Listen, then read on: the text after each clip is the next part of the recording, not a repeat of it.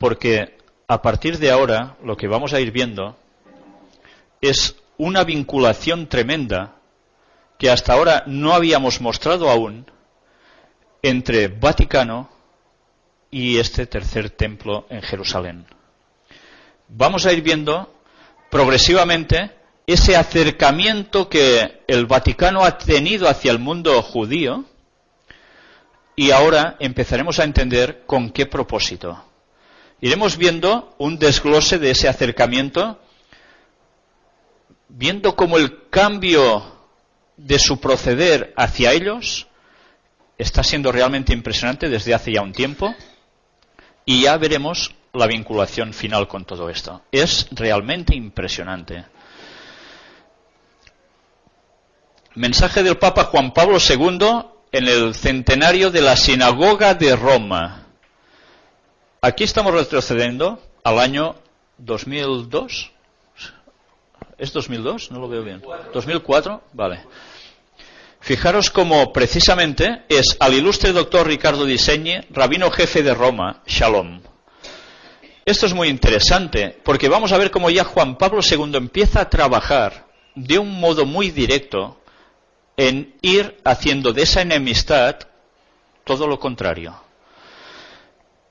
Nos dirigimos a vosotros, dice el Papa, como nuestros hermanos predilectos en la fe de Abraham. Ahora ya no están hablando de distancias, sino de que son hermanos predilectos. Citando a Maimónides de Córdoba, en 1138-1204, dice: del que recordamos este año el 8º centenario de su fallecimiento, expresó el auspicio de que una mejor relación entre judíos y cristianos puede llevar al mundo entero a la adoración unánime de Dios, como está dicho: yo entonces volveré puro el labio de los pueblos, para que invoquen todos el nombre del Señor y le sirvan bajo un mismo yugo. Fijaros, lo que está citando aquí era una intención de unidad entre unos y otros. ¿Para qué? Para la adoración unánime. ¿Para qué tiene que servir ese templo que quieren construir ellos? ¿Para diferenciar unos de otros, separación y tal? ¿O para adorar todos juntos?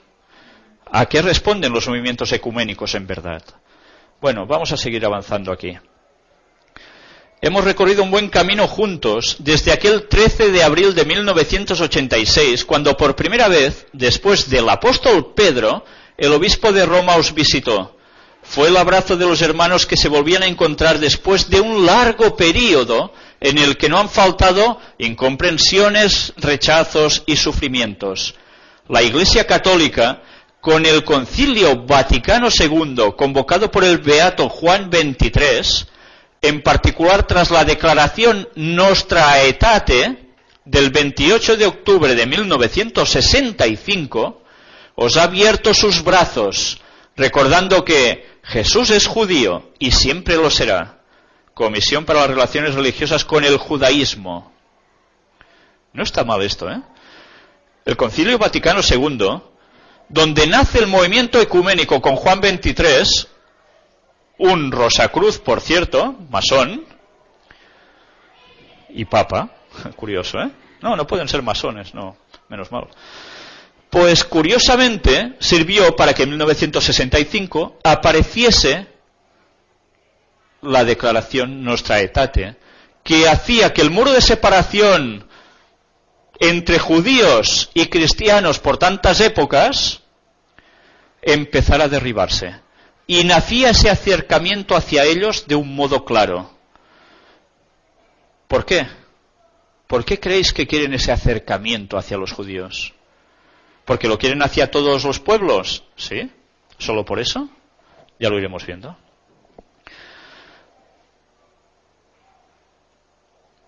El sucesor de Pedro subió como peregrino a las montañas de Galilea, rindió homenaje a las víctimas de la Shoah en Yad Vashem, rezó junto a vosotros en el monte de Sión, a los pies del lugar santo.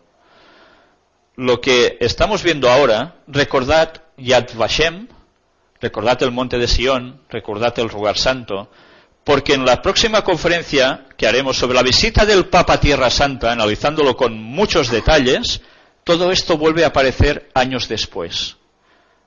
Y ya no con Juan Pablo II, sino con el actual Papa. Por desgracia, el pensar en Tierra Santa suscita en nuestros corazones preocupación y dolor por la violencia que sigue marcando a ese lugar, por la gran cantidad de sangre inocente derramada por israelíes y palestinos que oscurece el surgimiento de una aurora de paz en la justicia. Bueno, tenemos que recorrer todavía mucho camino. Ellos eran conscientes en estos años de que esa unidad no podía ser inmediata, que deberían pasar años. Pero ellos trabajaban para esto. Y vamos a ir viendo estos avances. Fijaros en este escrito, un artículo del cardenal Casper en el Observatorio Romano. Fijaros que pone aquí: oración del Viernes Santo. El diálogo judeo-cristiano necesita sensibilidad. Para respetar las creencias del otro, aclara el cardenal Walter Casper.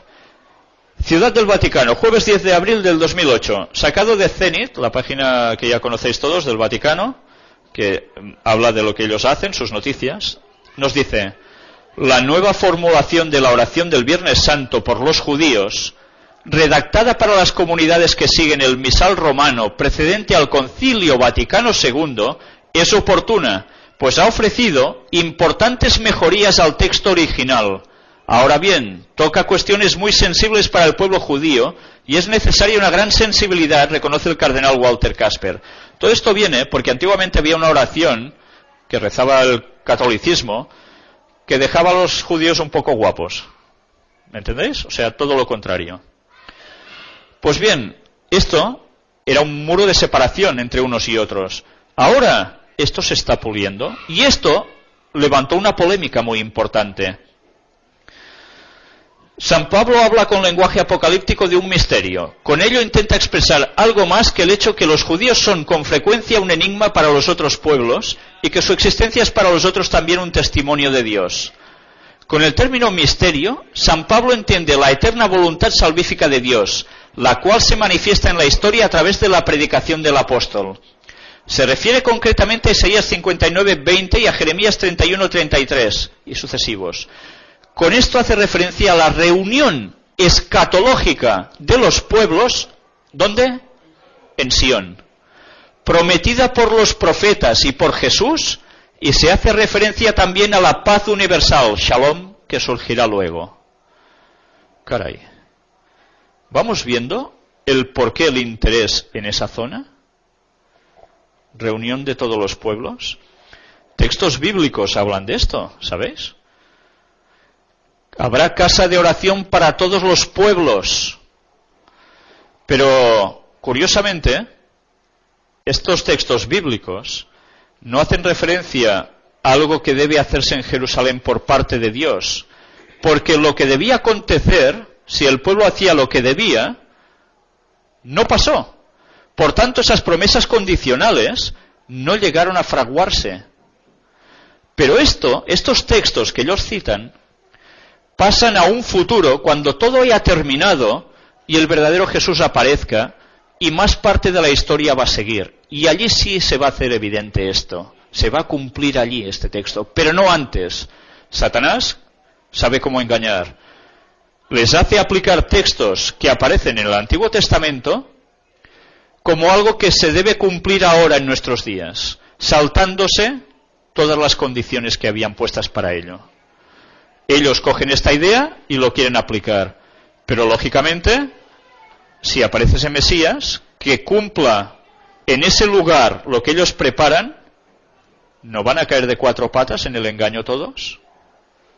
El plan está muy bien tramado, ¿eh? Bien, voy a saltarme un poco todo esto. Es interesante, pero lo podréis leer en vuestras casas.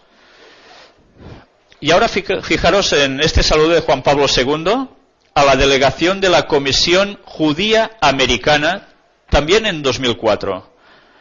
Os saludo con afecto a vosotros, los miembros de la Comisión Judía Americana, o sea, los de la pasta, con motivo de vuestra visita al Vaticano. Recuerdo con gratitud vuestra visita en 1985 para participar en la celebración del 20 aniversario de la Declaración Conciliar Nostra Aetate, que ha contribuido tan significativamente a fortalecer las relaciones judeo-católicas. La violencia en nombre de la religión es siempre una profanación de la religión. El oponernos a esta alarmante tendencia requiere que resaltemos juntos la importancia de la educación religiosa que promueve el respeto y el amor hacia los demás. ¿Veis? El argumento, la violencia no puede ser, trabajemos juntos para esto. Bueno, pues tienen que trabajar por la paz de unos y de otros para conseguir sus objetivos. Relaciones religiosas con el judaísmo. Vamos a ver ahora esto también, bastante interesante. Declaración conjunta de la delegación del Gran Rabino de Israel y la Comisión de la Santa Sede para las Relaciones Religiosas con el Judaísmo.